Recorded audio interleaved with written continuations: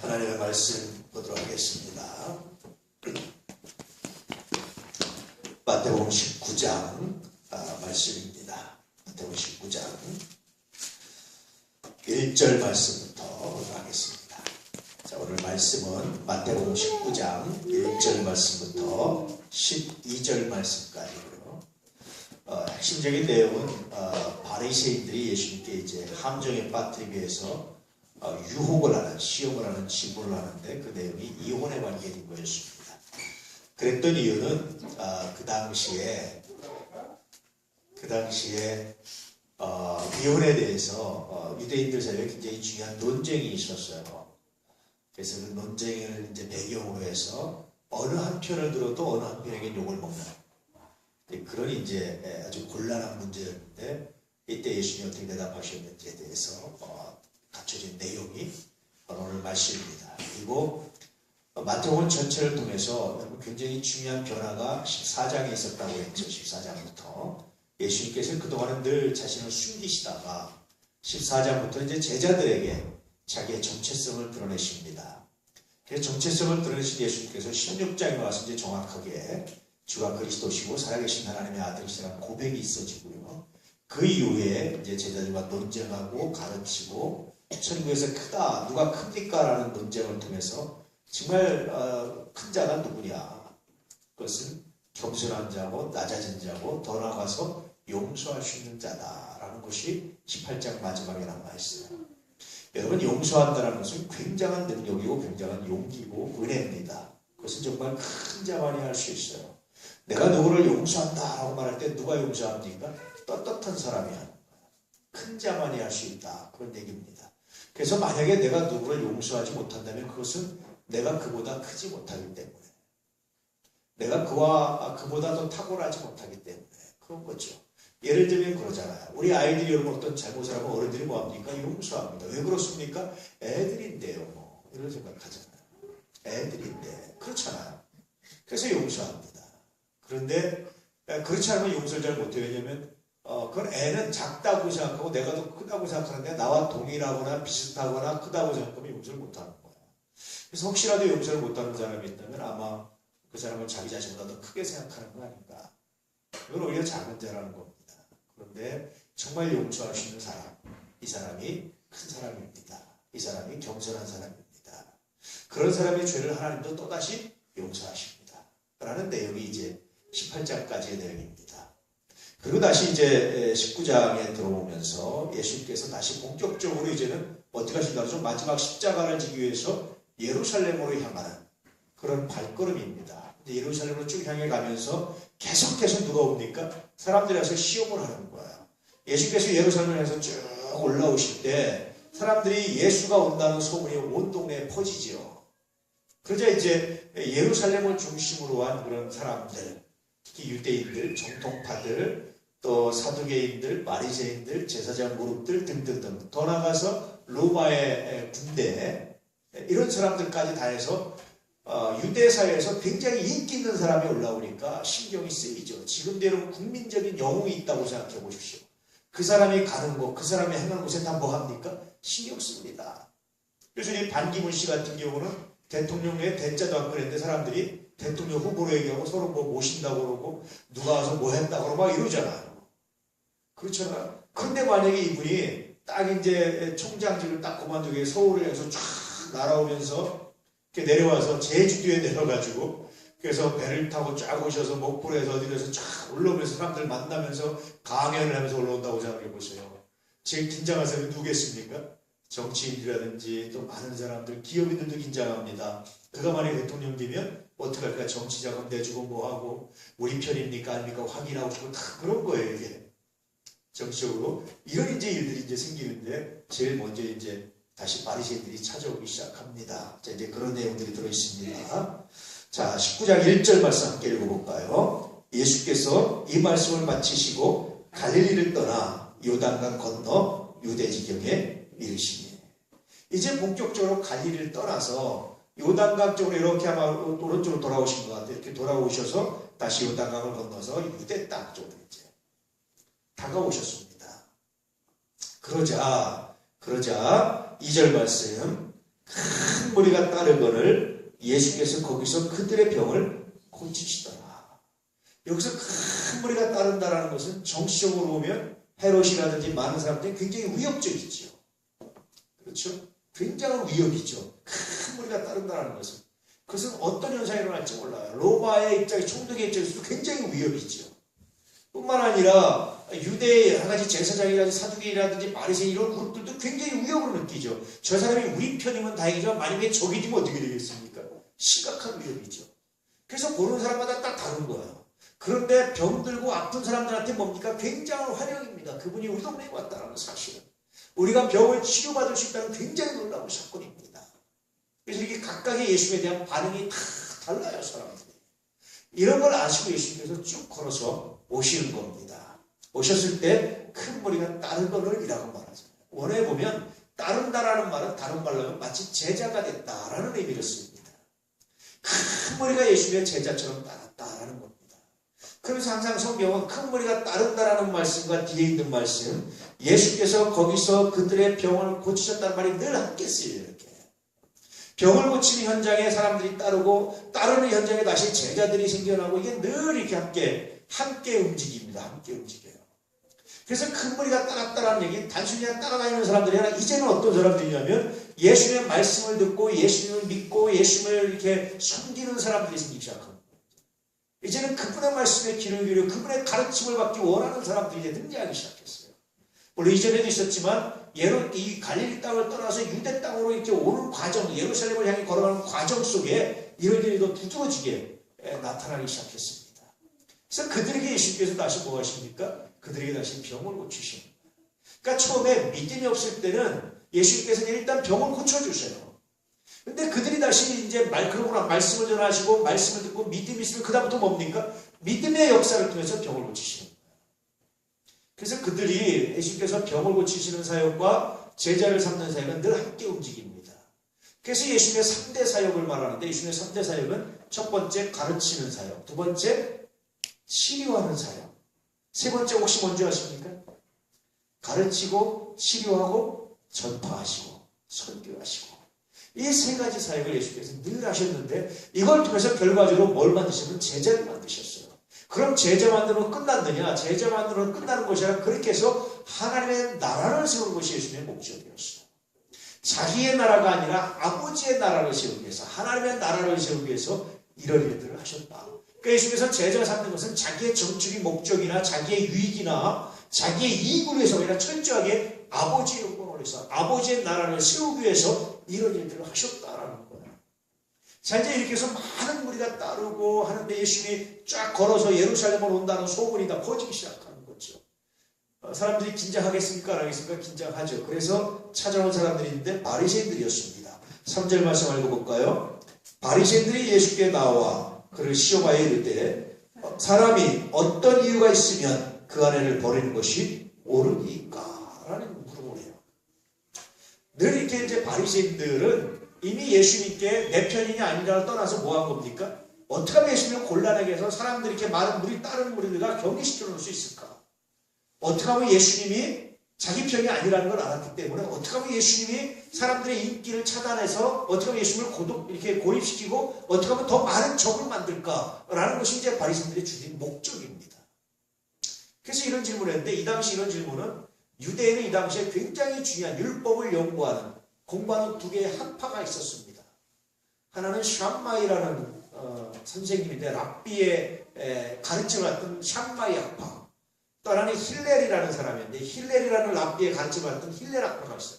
두 사람의 천재적인 랍비들이 율법 해석이라든지 성경 연구에 굉장히 탁월해서 사람들이 그 사람들을 따르기 시작했습니다. 예컨대 우리나라의 이황이라든지 이이라든지 뭐 많은 우리나라도 지도자 학자들이 있었거든요. 따르는 사람들이 있었듯이 따르는 사람들이 있었어요. 그런데 힐렐 학파는 어떻게 해석을 했냐면 신명기 24장 1절에 있는 말씀인데요. 여자들이 온당치 못한 일을 하면 이혼 증서를 쓰고 버려야 된다 이렇게 기록되어 있습니다. 이 말은 뭔가 부족하면 뭔가 아내로서 부족하면 이제 이런 뜻인데 공부는 그런데 이 뭔가 부족하면 온당치 않으면 이혼증서를 써주고 버려도 된다 해서 이 온당치 않으면 뭔가 부족하면 이라는 말의 해석을 가지고 이제 이 두 학파가 경쟁을 했어요. 힐렐 학파는 뭔가 부족하면이라는 것을 남편의 마음에 안 드는 모든 이유, 그러니까 남편이 가다가 마음에 안 들면 그건 부족함에 해당하고 그건 버릴 수 있다라는 거예요. 그래서 모든 이유로 버릴 수 있다. 그래서 이 바리새인은 그러면 누구의 관점에서 질문하면 힐렐 학파 입장에서 질문을 하는 거예요. 사람이 어떤 이유가 있으면 모든 이유로, 특별한 이유가 아니라 남편의 마음에 남편이 말하는 모든 이유가 타당해서 아내를 버릴 수 있는 거 아닙니까? 이혼증서 써주면. 그런 것이 옳습니까? 힐렐 학파 입장을 얘기하는 겁니다. 근데 거기에 비해서 샴마이 학파는, 샴마이라는 사람은 어떻게 가르쳤냐면 그 부족함이라는 것이 뭐냐면 온당치 않음이라는 것은 가능이다. 그거 외에는 안 된다. 이혼할 수 없다. 이렇게 가르쳤어요. 이 두 개의 학파가 두 개의 주장이 첨예하게 대립이 되어 있었습니다. 그래서 이 두 개가 거의 반분하고 있었는데요. 한쪽 편을 들면 나머지 한쪽은 원수가 되는 거예요. 자, 그럼 그 다음 바리새인들의 목표는 뭘까요? 만약에 예수님께서 샴마이 학파의 편을 들면 힐렐 학파가 원수가 되죠. 아마 그 다음에 이제 샴마이 학파가 주장하는 어떤 내용을 가지고 또 반대하기 위해서 샴마이 학파의 원수가 되게 하는. 이제 이런 것들이 이제 이들의 주된 목적이었다고 보는 거죠. 그래서 예수님을 시험했다라는 것은 시험하여 이르되라고 하는데 시험이라는 것은 유혹을 말하는 거예요. 하나님은요, 우리를 시험하시는데 유혹하지 않고 테스트를 하신다고 말하는데 테스트는 뭐냐면 어떤 자격이 갖춰졌을 때, 예컨대 그 시험을 통과할 만한 자격이 갖춰졌을 때 시험을 해서 자격을 주게 한 것이 하나님의 시험이에요. 예컨대 하나님께서 아브라함에게 아들을 바치라고 시험을 하셨거든요. 근데 하나님은 왜 하셨냐면 충분히 아브라함에게 아들을 바칠 만한 믿음이 있다라고 생각하실 때 그 시험을 하셔서 그 시험을 통과하게 하신 것이 하나님의 시험의 목적입니다. 그런데 마귀의 유혹은 뭐냐면 자격이 안 되는 사람에게, 아직 자격이 안 되는 사람에게 시험거리를 줘서 통과 못하게 해서 넘어지게 하는 것이 유혹입니다. 이게 마귀의 전략입니다. 그래서 유혹과 시험은 이렇게 차이가 있습니다. 그런데 이때 그럼 바리새인들이 했던 시험은 유혹입니까? 시험입니까? 유혹입니다. 우리말은 똑같이 시험을 번역됐지만 본문에 보면 그건 유혹입니다. 다시 말하면 바리새인들이 예수께 나와서 그를 유혹하여 이르되, 그를 넘어지게 하기 위해서 이르되, 그런 뜻입니다. 그래서 이런 질문을 이제 던졌습니다. 그럴 때 예수께서 이렇게 대답을 하시죠. 4절 말씀. 예수께서 대답하여 이르시되 사람을 지으시니가 본래 그들을 남자와 여자로 지으시고. 창세기에 대한 말씀을 하고 계세요. 바리새인들은 이 얘기를 창세기가 아니라 어디서부터 끌어왔습니까? 모세의 율법에서부터 끌어왔어요. 그런데 예수님은 모세의 율법부터 시작하지 않고 모세의 율법보다 더 먼저, 그보다 더 원전, 그보다 더 상위법이라고 말하는데요. 더 상위법에 대해서 말씀하십니다. 굉장히 재밌습니다. 그래서 예수님의 성경에서는요, 굉장히 재밌어요. 예수님은 언제나 성경을 해석하실 때 성경 한 구절 의미도 중요하지만 전체적인 의미가 뭐고 이 말씀을 하신 하나님의 본래적인 의도가 뭔지를 늘 예수님은 생각을 하셨어요. 그래서 우리 여러분 성경을 읽을 때, 성경을 해석할 때 구절의 의미도 중요합니다. 그런데 이것보다 앞서서 뭘 생각했냐면 이렇게 말씀하신 의도가 무엇인지를 먼저 생각하고 먼저 파악하는 것이 굉장히 중요하다는 사실입니다. 이해되시죠? 이게 예수님의 방법이었고 나중에 사도들의 방법이기도 했습니다. 자, 어쨌든 그래서 이제 예수님께서 이 말씀을 하시면서 하나님께서 처음에 사람을 지으실 때 남자와 여자를 지으셨다. 원에 보면 이 말은 어떤 의미냐면 한 남자와 한 여자를 지으셨다, 그런 뜻입니다. 누가 불렀죠? 한 여자 노래를, 한 여자가 있었다는 노래를. 예, 한 남자와 한 여자. 그래서 사실은 성서에서 처음부터 하나님께서 창세기에서 일부 일처로 만드셨다라는 것을 이제 의미하기도 하는데요. 한 남자와 한 여자를 지으셨다. 여러 명의 여자와 여러 명의 남자가 한 남자와 한 여자를 지으셨다. 어떤 사람들이 이렇게 말합니다. 성경에 나와 있는 아담과 하와는 사실은 하나님께서 그때 창조하시면서 여러 사람 중에 선택한 사람이었다. 뭐 이렇게도 말합니다. 그런데 그것은 성경의 원어의 의미를 정말 잘못 해석합니다.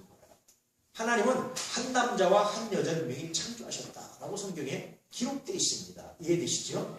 그래서 하나님께서 이제 그렇게 지으셨다. 그래서 원래 남자와 여자는 동등하게 지으셨다. 한 남자와 한 여자라는 동등성을 가지고 지으셨다라는 것을 이제 의미해서 예수님께서 남녀의 동등성, 부부의 동등성에 대해서 말씀하십니다. 자, 계속해서 말씀하십니다. 5절 말씀. 말씀하시기를 그러므로 사람이 그 부모를 떠나서 아내와 합하여 그 둘이 한 몸이 될지니라 하신 것을 읽지 못하였느냐. 여기서 그러므로 사람이라는 것은 누굴 말합니까? 남자를 말합니까? 여자를 말합니까? 남자를 말합니다. 원래 여러분 아담이라는 뜻은 사람이라는 뜻입니다. 영어의 man도 원래 사람이라는 뜻인데 여자가 생기면서 이 사람은 남자고 나머지는 여자고 이렇게 이제 생긴 거예요. 근데 요즘에 이제 여성학자들이 굉장히 반발을 합니다. 남자 여자를 정확히 모르지 사람을 남자로 말하지 말아라. 뭐 이렇게 이제 굉장히 강력하게 항의해서 요즘 이제 그렇게 부르면 혼납니다. 아주 굉장히 공격받습니다. 무식한 사람 취급받습니다. 여성들의 권리가 여성들의 목소리가 굉장히 커졌습니다. 그래서 여기 보면 그래서 이제 사람이 이렇게 번역한 거예요. 이해되시죠? 예전 성경에는 남자가 이렇게 번역되어 있습니다. 근데 요즘 성경에는 사람이 이렇게 번역되어 있어요. 둘 다 이제 맞는 말인데 어쨌든 남자를 말합니다. 그래서 남자가 첫 번째 결혼에 굉장히 중요한 제도인데 남자가 첫 번째 결혼을 살 일이 뭡니까 여러분? 부모를 떠나라. 그래서 저는 마마보이 미안하지만 결혼할 자격이 없는 겁니다. 남자는 결혼하기 위해서는 철저하게 부모를 떠나야 한다. 떠난다는 말은 심각하게 어떤 의미가 있냐면 내버린다는 말을 가지고 있어요. 물론 그렇다고 해서 부모를 완전히 버리고 외면하고 내버리라 그런 뜻은 아닙니다. 그런데 그만큼 철저하게 결혼하기 위해서는 아내가 아니라 남자가 부모를 떠나서 부모와 독립적 관계를 가져야 된다는 거예요. 이것은 오늘날 우리들에게도 굉장히 중요한 요소가 있는 거예요. 대부분 여러분 부부 갈등의 요소가 부부 둘의 문제보다 뭐가 더 많습니까? 시댁과의 문제가 더 많아요. 그것은 성경에 굉장히 중요한 가르침으로 위반하고 있는 건데 남자가 부모를 떠나지 못했다라는 겁니다. 그러니까 시댁의 모든 상황에서 남편은 아내를 철저하게 보호할 의미가 있다는 거예요. 그 시댁의 갈등 상황에 남편이 아내를 노출시키는 것은 미안하지만 남편의 결혼의 자격에 부적격이 생긴다는 거예요. 성경은 그걸 가르쳐주고 있어요. 그러니 여러분 나중에 여기 시어머님들 며느리를 가지고 직접 탓하고 이야기하는 것은 내 아들이 아직 부족하다라는 것을 증명하는 거예요. 내 아들이 온전하다 싶으면 그걸 탓하지 말아야 돼요. 그게 굉장히 중요합니다. 그래서 결혼에 굉장히 중요한 조건이 남자가 부모를 떠나라. 다시 말하면 부모를 버리라는 말 의미까지인데 이것은 뭐냐면 철저하게 독립적이어서 자기 아내가 자기 집안 식구들로 말미암아 스트레스 받지 않도록 철저하게 보호해줘라 라는 의미가 들어있는 말씀입니다.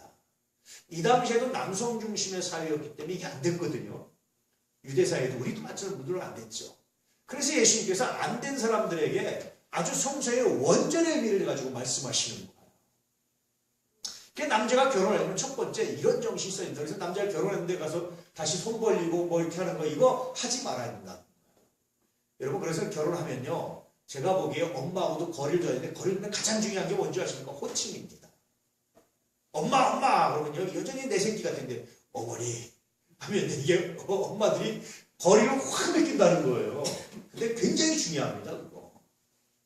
그래서 여러분 결혼 전에는 뭐 엄마 할 수 있는데 결혼 딱 하면 어머니 정확하게 해서 이제는 내가 이제 더 이상 엄마 아들만이 아닙니다. 라는 분명한 메시지를 전해주는 거 이거 굉장히 중요한 거예요. 결혼하고 나서 손 벌리는 거 이거 물론 잘못된 겁니다. 떠나지 못한 거예요. 이런 말씀을 첫 번째 조건으로 하시죠. 두 번째 조건이 있는데 그것은 뭐죠? 아내에게 합하여 라는 말입니다. 두 번째 조건이 아내에게 합하여. 그러니까 이 굉장히 재밌는 말씀인데요. 남자가 첫 번째는 부모를 떠나 두 번째는 아내에게 합하여, 아내가 남편에게 합하여 라고 말하지 않고 남자가 아내에게 합하여 라고 말합니다.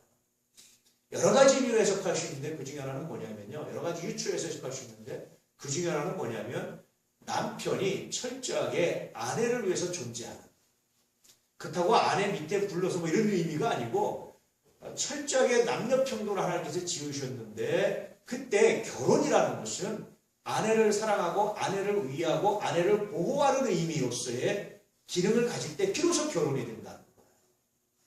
이것이 성서의 원래적 의미다. 그래서 그렇게 합해서 둘이 한 몸이 될지라. 그럴 때 비로소 진짜 결혼이 된다는 거예요. 우리가 일심동체, 부부 일심동체라고 말하잖아요. 부부 일심동체가 되면 두 가지 조건이 전제되어야 되는데, 첫 번째는 부모를 떠나서, 두 번째는 아내와 합해서. 그래서 여러분 언제가도 말씀드렸지만 루터는, 신부였던 루터는 종교개혁을 하고 성경을 읽다 보니까 결혼하는 것이 하나님의 뜻이 합당하다. 결혼 안 하는 거 물론 잘못되지만 결혼하는 것도 잘못된 게 아니다라고 생각해서 신부였던 카타리나와 결혼을 하기로 약정합니다. 그리고 루터가 했던 굉장히 유명한 말이 있어요. 500년 전에. 결혼은 나의 반쪽을 찾는 것이 아니라 그의 반쪽이 되어주는 것이다. 이런 말을 합니다. 이 말씀이에요, 사실은. 남자가 아내와 합하여라는 것은 나의 반쪽을 찾는 것이 아니고 그의 반쪽이 되어주라는 말입니다. 그럴 때 비로소 둘이 한 몸이 될 수 있다고 말합니다. 여러분 성서의 가르침이 굉장히 놀랍지 않습니까? 이걸 말씀해 주고 있어요. 왜 그렇습니까, 여러분? 왜 그러냐면 성경에서 누구를 먼저 창조하셨습니까? 아담을 먼저 창조하셨어요. 누구에게 세상의 모든 권한을 위임하셨습니까? 아담에게 위임하셨습니다. 그래서 하나님께서 아담에게 위임하셨는데 하와를 만들어 놓으시고 이렇게 말씀하신 거예요. 하와를 만들어 놓으시고, 사실은 하와를 만드신 이유가 뭐죠? 아담이 홀로 고독해서 외로워서 돕는 배필을 하나님께서 필요해서 하와를 만드셨어요.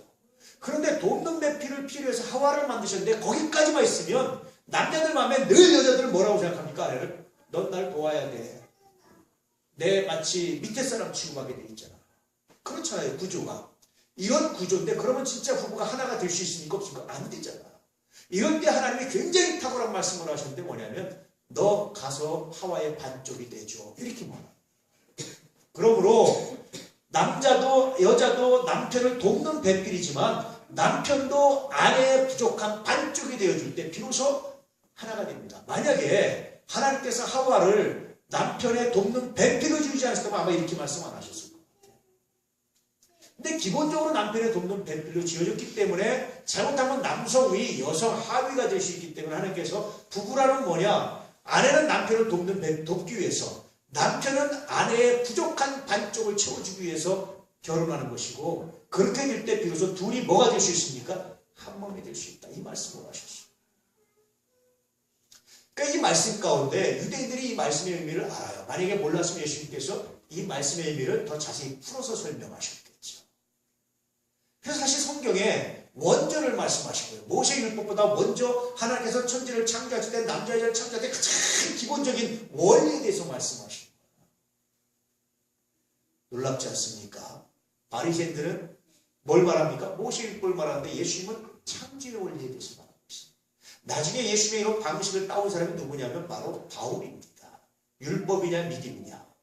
바리새인들이나 많은 사람들은 율법에 대해서 말하는데 바울은 율법 이전에 아브라함이 뭐가 있었다? 믿음이 있었다. 예수님의 방식을 내가 보기에 따라온 겁니다. 더 원전이 뭐냐, 더 큰 법이 뭐냐, 더 중요한 원칙이 뭐냐를 따져 들어가는 거예요. 그럴 때 아브라함이 믿음으로 이롭다 받았지 율법으로 이롭다 받은 게 아니지 않느냐. 그러므로 우리도 믿음으로 이롭다 받는다. 율법이 먼저냐, 믿음이 먼저냐, 믿음이 먼저 아니냐. 이게 바울이 얘기했던 논증하는 방식이었거든요. 이걸 보기 제가 보기에 예수를 가장 철저히 배우고 예수를 가장 철저히 따른 사람은 제가 보기에 12제자들을 넘어서 아마 바울이지 않을까 싶습니다. 그래서 예수님이 바울을 특별히 택하셨나 봐요. 그리고 바울에 대해서 그렇게 많은 성경을, 신약성경의 거의 절반을 기록하신 이유가 바로 거기 있었던 것 같습니다. 성경 해석하는 능력이 정말 탁월한데 예수님처럼 한 거예요. 오늘도 여러분들 말씀드리지만 구절 하나도 중요합니다. 물론 이건 안 중요하지 않습니다. 그런데 이 구절 하나가 뭐와 연결되어야 됩니까? 성경 전체의 의미와 연결이 돼야 돼요. 사실은 그래서 여러분 조금 다른 얘기를 하자면 신학함이라는 건 뭐냐. 그 중에 하나는 성경 한 구절 가지고 66권을 비춰볼 수 있어야 되고 66권 가지고 성경 한 구절을 비춰보는 능력이 생겨야 그래서 내가 신학을 했다라고 말할 수 있지 않을까라는 것이 제 생각입니다. 예수님은 그렇게 하셨어요. 자, 그러면서 이것을 너희가 읽지 못했느냐? 알지 못하느냐? 너 알고 있지 않느냐? 이런 이제 책망을 그들에게 하시는 겁니다. 6절 말씀. 그런즉 이제 둘이 아니요 한 몸이니 그러므로 하나님이 짝져 주신 것을 사람이 나누지 못할지니라 하시니. 굉장한 명령입니다. 그러므로 사람이 함부로 이혼하는 것은 죄다 아니다? 죄다. 하나님의 창조 원리에 위배된다. 또다시 말하면 그럼 왜 나눠졌느냐라고 말해서 왜 이혼하게 되느냐라는 것을 그 당시 남자들에게 바리새인들 예수께서 굉장히 준엄하게 책망하신 거예요. 그것은 네가 첫째 부모를 떠나지 못했기 때문에, 두 번째 아내의 반쪽이 되어주지 못했기 때문에 이렇게 책망하신 거예요. 굉장한 책망입니다. 그렇기 때문에 나눠진 거 아니냐 혹시? 그렇기 때문에 그렇게 된 거 아니냐? 너 한번 돌아봐라. 너 말씀에 순종하고 있는지 돌아봐라. 네가 지금 아내와 이혼하고 아내를 이렇게 쉽게 버린다고 하는 것이 혹시 그런 거 아니냐? 네가 부모를 떠나지 못했고 네가 아내의 반쪽이 되어주지 못했기 때문이 아니냐? 이렇게 책망하시고 있는 거예요. 여러분, 그래서 이 말씀 하나를 읽어봐도요, 굉장히 묵상할 것들이 정말 많습니다. 우리가 참 죄인이죠. 참 죄인인데 바리새인들 중에 이 말씀에 전속되지 않는 사람이 어딨겠어요? 오늘 우리가 마태복음 19장을 보면서 여기에 저촉되지 않는 사람이 얼마나 있겠습니까? 그렇죠. 참 보면 그래서 마태복음을 읽으면서 늘 책망받습니다. 특히 19장을 읽으면서 많은 책망을 받습니다.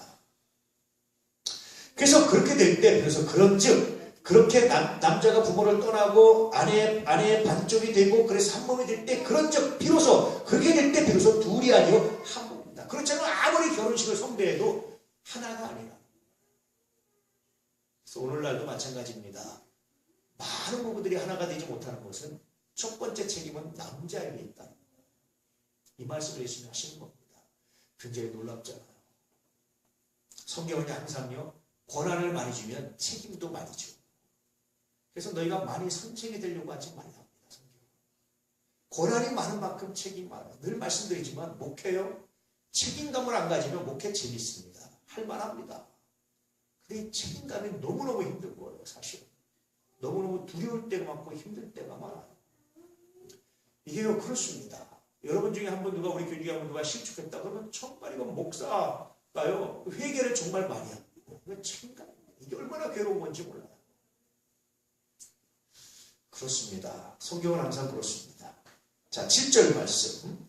여짜오되 그러면 어찌하여 모세는 이혼 증서를 주어서 버리라 명하였나이까? 당시 왜 모세의 율법과 다른 이야기를 합니까? 이렇게 묻는 겁니다. 아주 궁색한 이야기를 하죠. 그러자 8절에 예수님께서 이렇게 말씀하십니다. 왜냐하면 7절에 그럼 모세 율법이 잘못된 겁니까? 모세가 잘못된 율법을 준 겁니까? 이제 이런 질문이기도 해요. 그래서 예수님께서 모세가 잘못된 율법을 준 것이 아니다. 이렇게 성서의 창조의 원리와 다른 이야기를 하고 있는 것은 바로 너희들의 뭐 때문이다? 완악함 때문이다 라는 말씀을 하시는 겁니다. 8절 말씀. 예수께서 이르시되 모세가 너희 마음의 완악함 때문에 아내 버림을 허락하였거니와 본래는 그렇지 아니하니라. 하나님께서 본래 의도하신 것은 이혼을 허락지 않으십니다. 이혼은 어떤 경우에도 허락될 수 없다라는 겁니다. 이게 하나님의 본래 의도다. 그런데도 불구하고 하나님께서 모세에게 그런 불가피한 측면에 이혼 증서를 써주고 아내가 부족하거든 온전하지 못하거든 이혼 증서 써주고 이혼하라고 말씀하신 이유는 뭐냐면 너희의 완악함 때문이다. 다시 말하면 너희의 뭐 때문입니까? 죄 때문인데 어떤 죄를 진 겁니까 여러분? 너희가 남편들이거든요. 남편들이 어떤 죄를 진 거죠? 첫 번째는 부모를 떠나지 못한 거. 여자분들 신나시죠? 성경이라 그럴 어쩔 수 없습니다. 성경대로 하는 겁니다. 두 번째는 어떤 죄를 진 겁니까? 어떤 죄를 졌다고요? 아내의 반쪽이 되어주지 못한다. 너희의 이 완악함 때문에. 그래서 그 완악함을 오히려 아내 탓으로 돌려서 아내를 마음대로 내쫓는 거예요. 그 내쫓았는데 버렸는데 그 여자가 만약에 다른 사람과 재혼하잖아요. 재혼하는데 행복하게 할 건다고 자서 배가 아프리카 가서 뭐라고 합니까? 저기 원래 내 아내인데 저기 집을 나가서 이렇게 다른 남자와 이렇게 살고 있습니다. 라고 말하면 그 당시 돌로 쳐 죽일 수 있었어요. 그러니 여자들이 얼마나 억울합니까?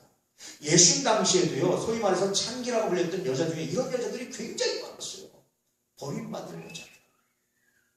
그래서 모세가 그 당시에는 굉장히 획기적인 이야기를 한 겁니다.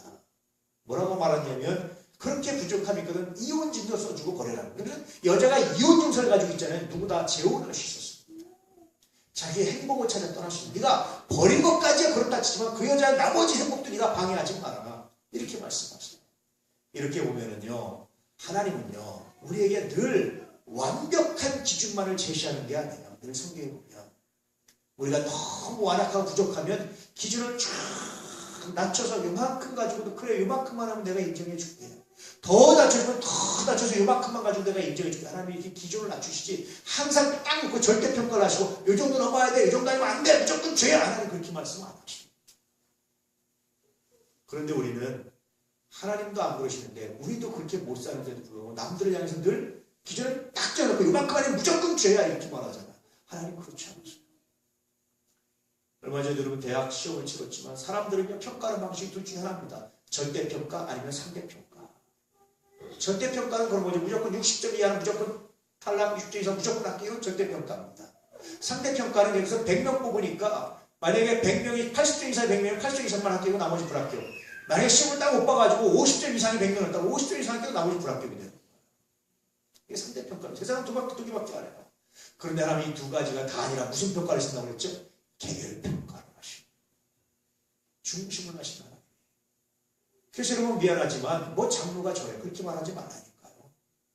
우리가 보기에는 우리 기준에 우리의 절대평가 우리의 상대평가 기준에 낮을 수 있지만 하나님 보시기에는요 그가 정말 힘들고 어렵고 그 승질이 아주 그냥 개차방 같은데 예를 들면 그가 그런데도 불구하고 하나님 믿기 때문에 참고 참아서 그만큼 하면 하나님의 의롭다고 인정하시고 뭔 목사가 저래, 뭔 권사가 저래, 뭔 집사가 저래. 안 믿는 사람들이 그러잖아요. 그건 여러분 정말 하나님을 몰라서. 근데 예수 믿는 사람들도 그러면 여러분 곤란합니다. 왜냐하면 우리의 평가와 달라요, 하나님과. 그래서 뭐 저래, 뭐 저런 거밖에 못해? 이렇게 말할 수 있지만 그렇지 않다니까. 우리는요, 베드로보다 바울이 더 위대하다고 생각하잖아요, 사실은.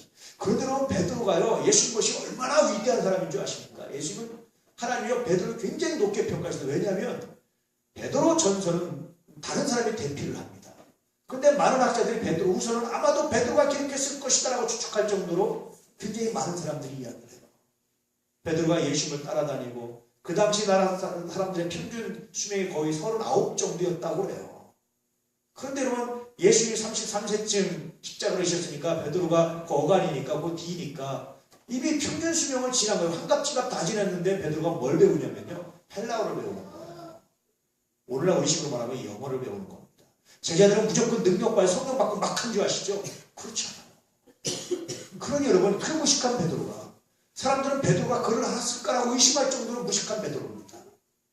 유대인들은 다 글을 알고 공부해야 되는데 베드로는 그랬을까라고 생각할 정도로 무식한 베드로입니다.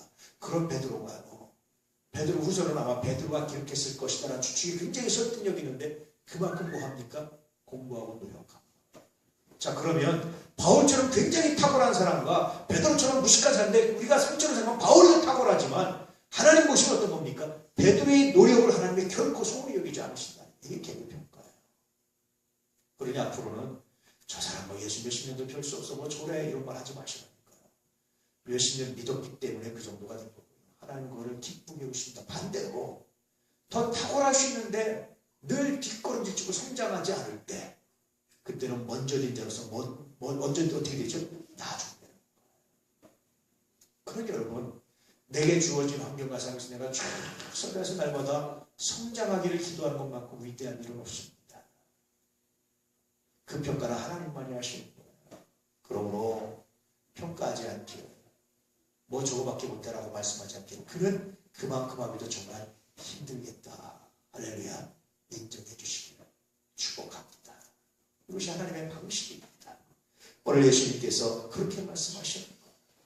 너희가 완악했기 때문에 하나님께서 이 기준을 아주 낮춰서 원래 이혼하면 안 되는 게 하나님의 기준인데 완전히 낮춰가지고 그렇게 하나님께서 해주셨다.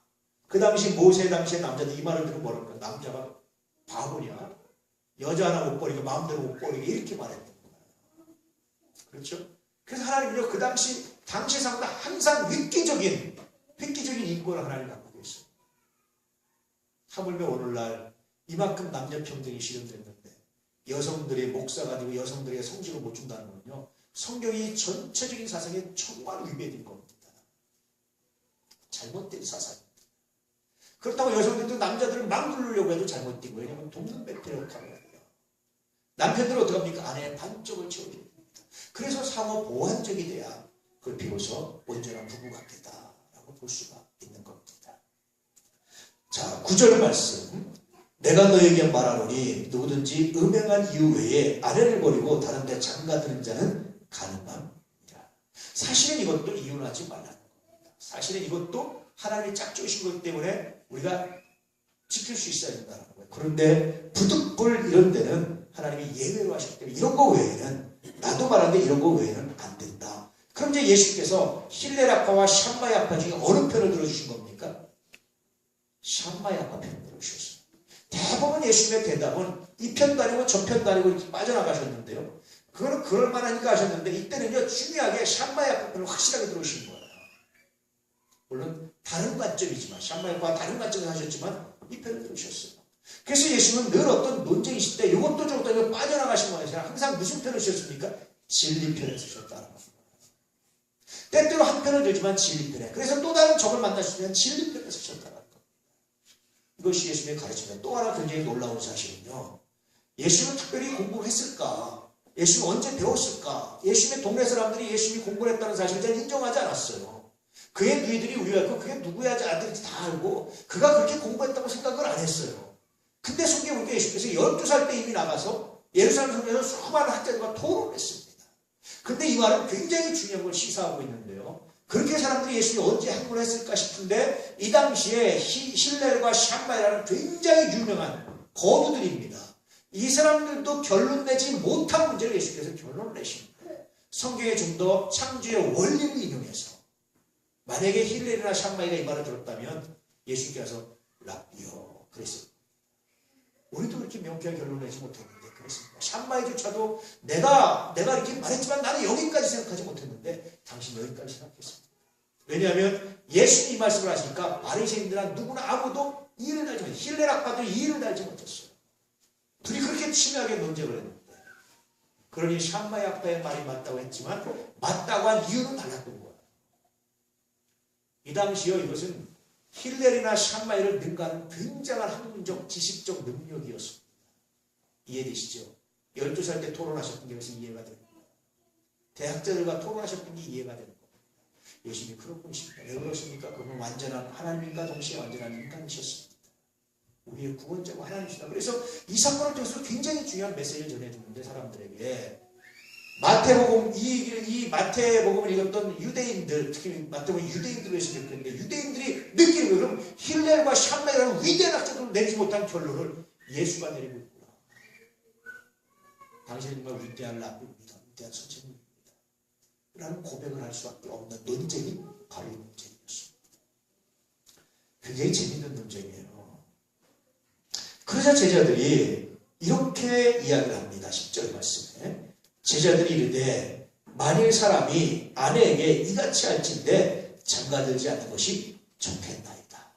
남자가 이렇게 쪼다처럼 될 바에는 독신으로 사는 게 낫지 아내도 마음대로 못 버리면 독신이 낫지 이게 어떻게 되겠습니까? 어떻게 부모를 떠나서 아내의 반쪽이 되어주고 어떻게 나보고 우리 보고 이런 바보 같은 짓을 하라는 겁니까?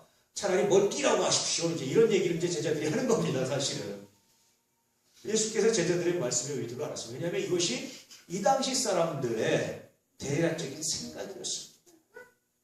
차라리 결혼 안 하는 게 낫잖아요. 예수님 이런 뜻입니다. 왜냐하면 결혼하면 그만큼 여자를 버리는 일이 많았어요. 그래서 이건 언제든지 죄를 짓게 돼 있어요. 이해되시죠? 그럼 차라리 죄 안 지으면 결혼 안 하는 게 낫죠. 이 말은 어떤 말입니까 여러분? 여자를 버리는 일은 멈출 수 없다 그런 뜻입니다. 아내를 버리는 일은 멈출 수 없습니다. 그런 뜻입니다. 중단할 수 없는 일인데 이거는 안 할 수 없는 일입니다. 그런 뜻입니다. 그래서 그 당시에 이렇게 창기들이 많아서 이렇게 버린다는 거죠. 여자들이 직업을 못 가졌습니다. 할 수 있는 일은 못 파는 일밖에 없었어요. 예수님은 그런 여인들을 긍휼히 여기시고 그런 여인들과 동행하셨던 겁니다. 창기라고 해서 음란한 여인들이 아니라 그런 여인들이었어요. 이해되시죠? 생각해보고 알고는요 굉장히 놀라운 사실들이 많습니다. 그러자 예수님께서 제자들의 의도를 알고 이렇게 대답하십니다. 11절 말씀 예수께서 이르시되 사람마다 이 말을 받지 못하고 오직 타고난 자라야 해치리라. 제자들이 그러고 예수님 차라리 뭐 하나 뛰는 게 낫죠. 혼자 사는 게 낫겠죠. 이렇게 얘기했더니 제자들은 그냥 했을 텐데 예수께서 진지하게 말씀하셨어요. 제자들이 그냥 흘러가는 얘기를 굉장히 진지하게 답변을 하셨습니다. 예수님께서 뭐라고 말씀하셨냐면 사람마다 이 말을 다 받지 못한다. 다 그대로 되지 못한다. 자기가 혼자 살고 싶다고 혼자 사는 거 아니다. 이것은 타고난 자가 아닙니다. 이건 하나님께서 특별히 선택하고 달란트를 받은 자 아니면 안 됩니다. 우리가 독신도 마찬가지예요. 하나님께 특별히 달란트를 받지 않으면 안 되는 거예요. 독신이. 독신 되고 싶다고 되는 게 아니라는 겁니다. 오히려 괴로움만 더한다는 거예요. 그래서 세 가지 종류의 독신에 대해서 예수님께서 말씀하십니다. 12절 말씀. 어머니의 태로부터 된 고자도 있고 사람이 만든 고자도 있고 천국을 위하여 스스로 된 고자도 있도다. 이 말을 받을 만한 자는 받을지어다. 이 고자라는 말이 이제 넷이라는 뜻이거든요. 원래 그걸 같은 단어로 쓴 건데요. 유대인들은요, 이 넷이나 고자는 유대인의 총회에 못 들어옵니다. 불구자들은요, 유대인들의 총회에 못 들어오고 제사장도 못 됐어요. 당시는 그랬습니다. 지금은 물론 아닙니다. 뭘 불편할 수도 목회도 할 수 있고 다 거룩한 직분을 맡을 수 있습니다. 그 당시는 그랬습니다. 그 당시. 그런데 예수님의 말씀은 뭐냐면 유대율법은 그렇게 말하지만 그러나 하나님은 겉으로 불구자이냐 아니냐가 중요한 게 아니라 장애가 있느냐 없느냐가 중요한 게 아니라 뭐가 중요한 겁니까? 믿음이죠. 그래서 예수님의 이런 정신에 의해서 지금은 누구나 다 몸이 불편하셔도 충분히 목사가 될 수 있고요. 대시도 좋은 거예요. 잘하시는 분 굉장히 많습니다. 맹인이신데 목회 굉장히 잘하시고요. 다리가 한쪽 불편해서 너무너무 목회 잘하시는 분들이 있고요. 심지어는 여러분 청각장애자고 말을 못하시는 분들인데도 목회를 참 잘하시는 분들이 많아요. 위대한 역사입니다. 예수님이 말씀합니다.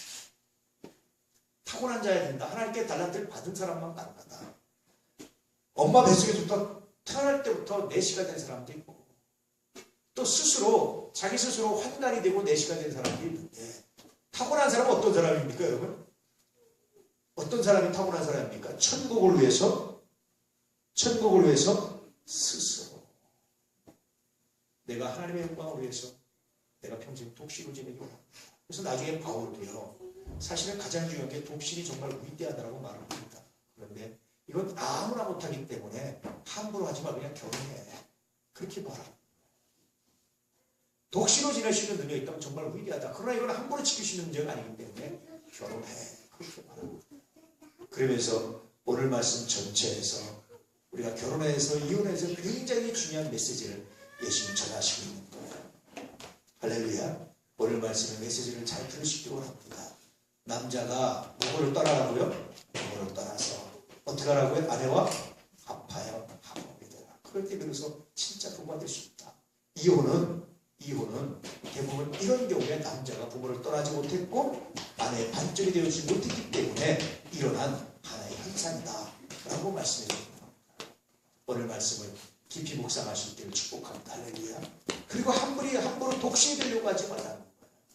왜냐하면 독신은 하나님께 달란트를 받은 사람만 가능하다. 그러나 그 달란트를 가지고 독신할 수 있다면 그건 정말 위대한 일이다. 이런 말씀을 전해주고 있습니다.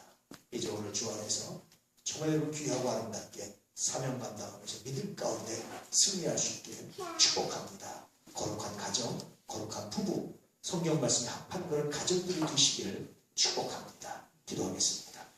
할렐루야. 아버지 하나님 감사합니다. 하나님의 은혜가 하나님의 능력이 하나님의 은총이 우리 가운데 임하게 하셔서 아버지여 당신의 역사와 영광과 능력이 나타나게 하시며 평강이 권